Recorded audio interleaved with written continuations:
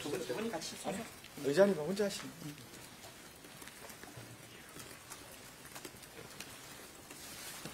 뭐 앞서 국민의힘의 뭐 대표단들께서 나가시면서 말씀하셨겠습니다만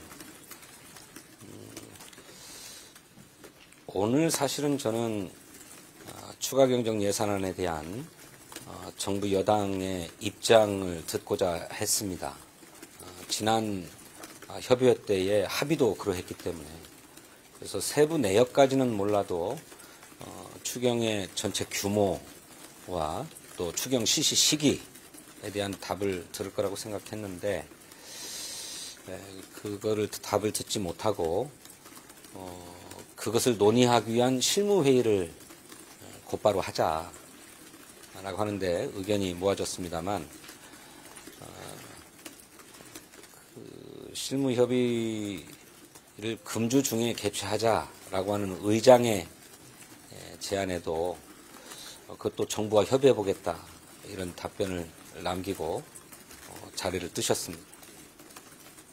그래서 추경의 실시는 거듭 합의되었다는 것이 확인됩니다만 이후 그걸 구체화시키는 데 있어서는 아직도 가야 할 길이 멀지 않은가 싶습니다. 두 번째로 연금 개혁과 관련해서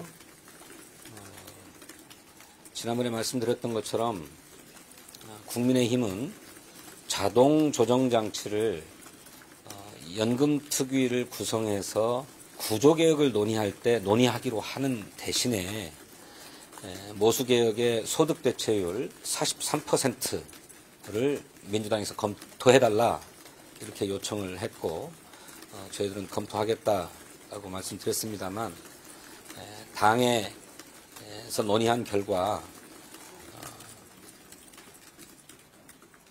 국민의힘이 자동 조정 장치를 추후에 논의하기로 하고 소득대체율을 다시 얘기한 것은 처음으로 돌아간 것과 똑같다. 원점으로 돌아간 것과 똑같다.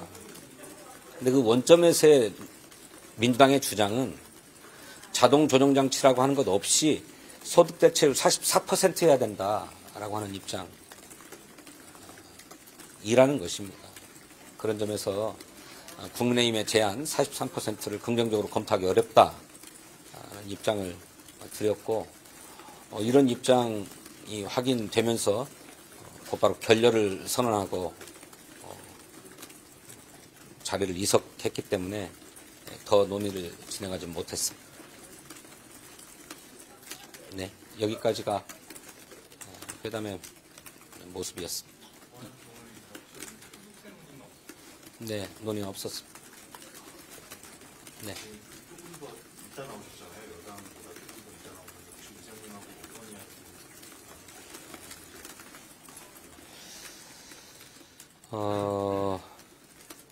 뭐 윤석열의 구속 취소 상황에 대한 이야기들을 서로들 했습니다.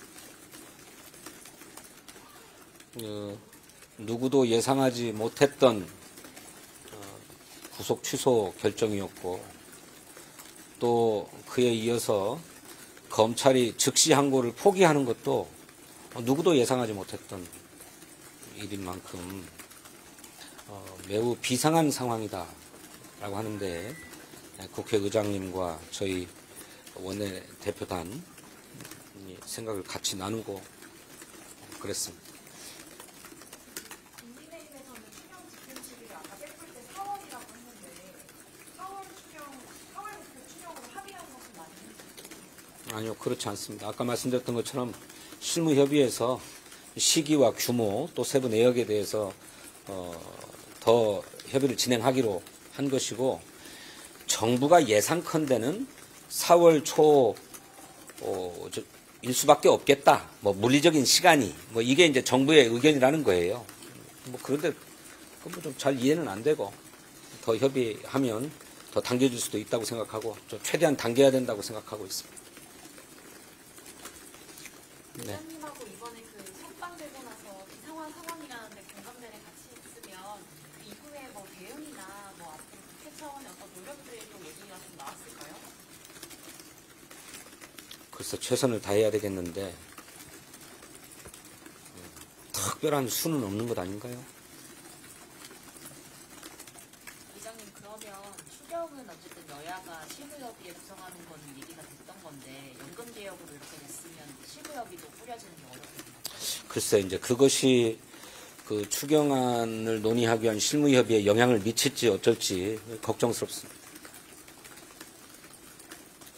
부장님, 자동조정장치 없는 43%가 지금 인식한 그런 주장이신 거예요? 아니면 소득대체율도 얘기해야 된다가 국민의힘의 주장이 43%라는 겁니다. 자동조정장치 없는 예.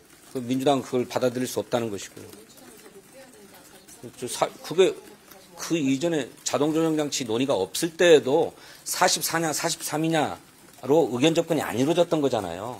그러니까 결국 국민의힘의 제안은 처음으로 돌아간 것에 불과한 거다.